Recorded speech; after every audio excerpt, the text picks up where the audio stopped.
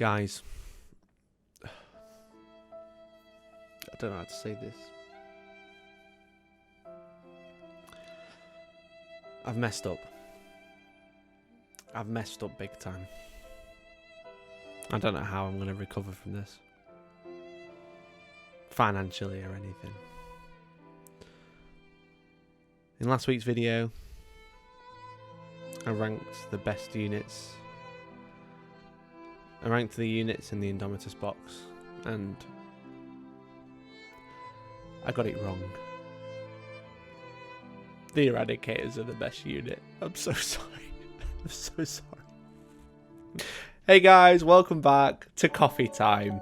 Today I've got a different mug. It's actually a glass. This is a poor man's iced coffee. What are you drinking today? Because I'm drinking this because it's bloody boiling.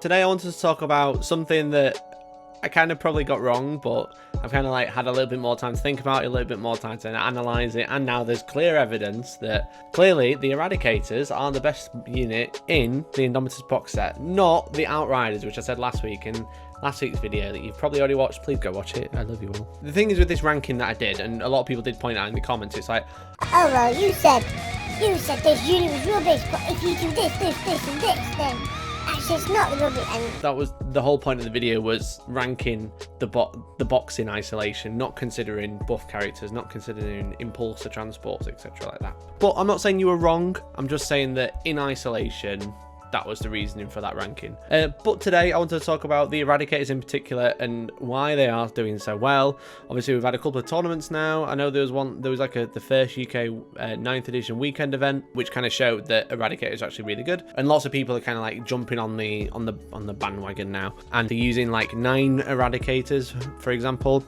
So it's quite interesting. I spoke about this with Jay on our weekly live stream, which is at Mondays at 6 PM BST every single week. Whereas most units you want to max out and take, like, I don't know, if you've got a minimum squad of 3 and you can take them in a unit of 9, you take a unit of 9 usually, or at least max big size units, so you can kind of benefit from stratagems. So usually when you use a stratagem and it affects a unit, so you want to take quite large units to benefit from a stratagem use. For example, Outriders. Currently they're only units of 3. I imagine they're going to go up to a unit of 6 or maybe even 9 when we do get the codex. For that you'd want a big large unit as an Outrider unit, because you have a stratagem that allows you to get a 3+ invulnerable save if you advance, or 4+ invulnerable save if you just move. So having minimum units of 3 for Outriders for that ability doesn't really work, because you have a small unit of 3 and you use a stratagem, only 3 of those models have an invuln, whereas if you have one big unit, you can buff that unit up a lot and then it can benefit from that stratagem and you can get more bang for your buck for command points. However, Eradicators are an interesting one, and they're a lot different because of the fact that their ability is that you can shoot twice if you target the same unit during the shooting phase. So a unit of 3 actually does 6 shots against any unit usually, because you wouldn't split fire with this unit. It's quite interesting that this is probably one of the few units that actually wants to be at minimum size, just so you can get more bang for your buck from the unit, and they're not really relying on any stratagems. Now, a chapter that's people always think are good, that have always like kind of just not quite hit the mark, is Salamanders as a supplement. Now, not a lot of people have been running it because they don't have a lot of synergy with a lot of the Space Marine units, because the chapter tactic is okay, it's not bad, reroll a hit, reroll a wound, and then ignore AP1 essentially. However, their super doctrine, or their benefit for being Salamanders during the tactical doctrine, so from turn 2 and during turn 3, is they add 1 to wound with flamer and melter weapons, which is actually really, really tasty when you start thinking about Eradicators. Now, if you look at a lot of the tournament lists, you wouldn't, like, before 9th edition, before this unit was out, you wouldn't have seen Salamanders, but now you're seeing Salamanders everywhere because of that ability. And also, there's a lot of stratagems and a lot of synergy in the Codex supplement that you can actually make this unit absolutely monstrous and really, really scary. Kind of tagged in with aggressors, so with Flamestorm gauntlets, they can be really, really good. But even without Flamestorm gauntlets, with Boltstorm gauntlets, they have a lot of stratagems which can actually do quite a lot of damage where they don't need to actually have a particular flamer. So let's break it down. You're a Space Marine. You've got 3 toughness 5, 3 wound models, which are 120 points with melter rifles. The melter rifles are 24 inch, 1 shot, strength 8, -4 and d6 damage. If you're within half range, you roll 2d6 for the damage rather than 1d6 because it's a melter gun for 120 points. You also have aggressors, which have the same stat profiles in terms of strength and toughness, but they have power fists. They have flamers, which are 2d6 shots, because there's 2 of them. It's a pair of flamers. Or they can take the bolters, which are 6 shots, and then they have the Fragstorm on top, which is another 6 shots off the back. Then obviously you have Promethean Cult, which is whilst the tactical doctrine is active, resolve an attack made with a flame or melter weapon, add 1 to the wound roll. So now your aggressors that have flamers are wounding lots of stuff on 5s or 4s or even 3s. And then your melter guns and your eradicators are pretty much wounding the board on 2s nearly.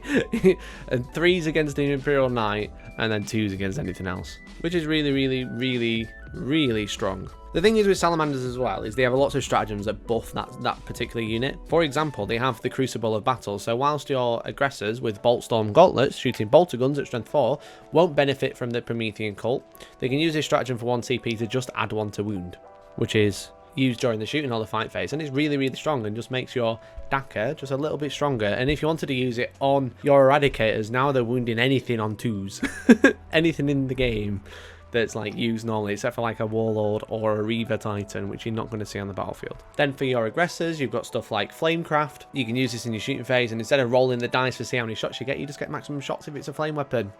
So they just go, flamers go. And it's just little stuff like that, which stratagems which you wouldn't normally see, or a codex supplement you wouldn't normally see. Now this unit is so good, when you tie it in with other units which were already benefiting from this supplement, like Flamestorm aggressors, now you put Eradicators in there, which is really, really strong anti-tank and really cheap, it actually gets really, really scary. One of the lists that we saw the weekend was using Salamanders, using long-range marksman and stealthy chapter tactics. So long-range marksman adds 3 inches to all your weapons, and now you have aggressors with 11-inch flamers, you have the melter rifles at 27-inch.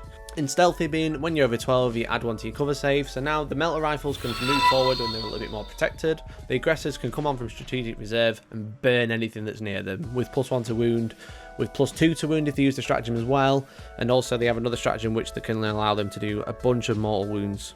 The Fires of Battle is called, so essentially until the end of the phase, on a more unmodified wound roll of a 4+, does them all wound in addition, which is horrific when you use that tied in with Flamecraft to be like, okay, I've got all my aggressors and they're all double shooting, or even just shooting ones. They've got maximum hits and now it's on a 4+ take a mortal wound. That can probably take down a knight quite easily. The other thing to note with this sort of build, when you're using Eradicators, sometimes they want some character support. They want re-rolling hits for a captain or a chapter master, and then they want re-rolling wounds with a lieutenant, because they're only wounding most stuff on 2s now, but they're re-rolling 1s as well, so it's just like guaranteed. The thing is with Salamanders, which is always been interesting, is they have a lot of traits and warlord traits and relics and stuff like that that can actually make your characters really, really tough to shift. For example, they have a warlord trait known as Forge Master, which is add 2 to the toughness of the model. So you can make your normal captain toughness 6, you can put him on a bike, his toughness 5 becomes toughness 7. Makes them really, really like tough to shift, because now your normal guns are winning them on 5s. Your bigger guns are only winning them on 3s rather than 2s. There's also a couple of special issue war gear, such as the Obsidian Aquila, which is a 6-up feel no pain, and then Promethean plate, so you can't wound it on better than a 4+. These sound good and they sound good on paper, but that now with the way 9th edition works with character targeting, it actually gets really interesting, because your characters can get targeted more easily now due to the changes to Lookout Sir. In 8th edition it was you couldn't target them if they were the closest. Now it's you can't target them unless they're the closest whilst they're within 3 inches of another unit, so that you can end up having characters out in the open a lot more than you would do during 8th edition. So having little benefits like this, which can make them really, really tough and harder to kill because they're more likely to be out in the open, is actually really good to keep these characters alive, to keep them around for longer. There's also, I think there's a stratagem as well, you can have one get back up. Yeah, there's a stratagem called Rise from Ashes where you can have a character stand back up on one wound, which is...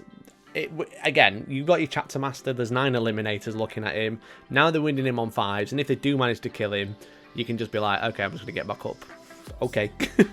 So I think it's quite interesting. Again, like when I initially rated the box, you had a lot that could get involved, but I kind of chose to go ignore it and just look at the units on their own in isolation with a couple of stratagems. When you start really digging in and looking at these units that are now available to the Space Marine Codex, quite interesting how strong one unit can be and how one unit can literally redefine how Space Marines are played competitively. We moved completely away from Iron Hands after they got nerfed. We saw a little bit of rise of, well, like it kind of like people started looking at like Imperial Fists and Ultramarines, because they have really good doctrines as well. And now with this, the Eradicators, people are looking at Salamanders and going, yeah, this is the next best codex supplement. And I appreciate if you don't play Space Marines, it is a really bad place. There isn't a lot of support. Hopefully we'll get something soon, but you know, when we're looking at competitive stuff, Space Marines are the best. We have to analyze them in that sort of format. So I appreciate it might not have added too much that you might have already read, but if you didn't know about why Eradicators are so good, here's why.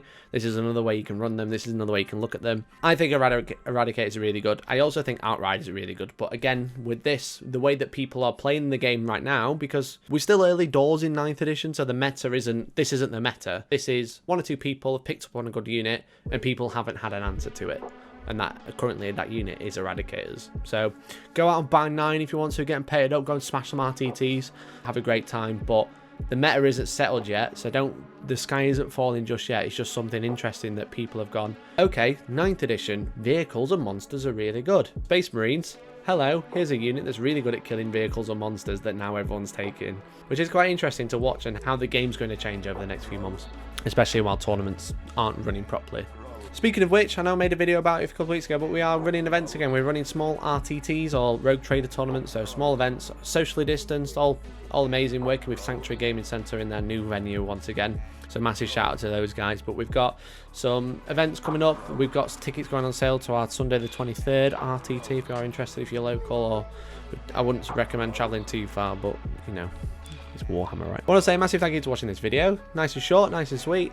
Thank you for joining me for coffee time. Let me know what coffee you're drinking. It's really good to chat about it. But massive thank you to everyone who's watching today. A massive shout out to all the new people. Obviously we had Chapter Master Varak in a battle report this Friday, and it seems like everyone's enjoyed that, which has been really, really fun. So I'm glad you enjoyed it. We had put a lot of time into that, myself and Tom doing the list video. We got another battle report coming on Wednesday. It's myself and Elliot. It will be on Hellstorm Premium at hellstormwargaming.co.uk, or you can join Small Board Gang, click the join button down below and join in there and become tier 3, and you get extra videos every Wednesday. But I'm using Necrons with all the new Indomitus stuff. As you can see, it's there. It's all painted, ready to go. So I'm playing Elliot, and he's using Death Guard with Mortari, which is really fun. They have another one on Friday with the return of Toby, which will be really fun.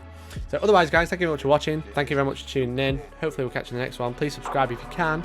And yeah, we'll see you next time.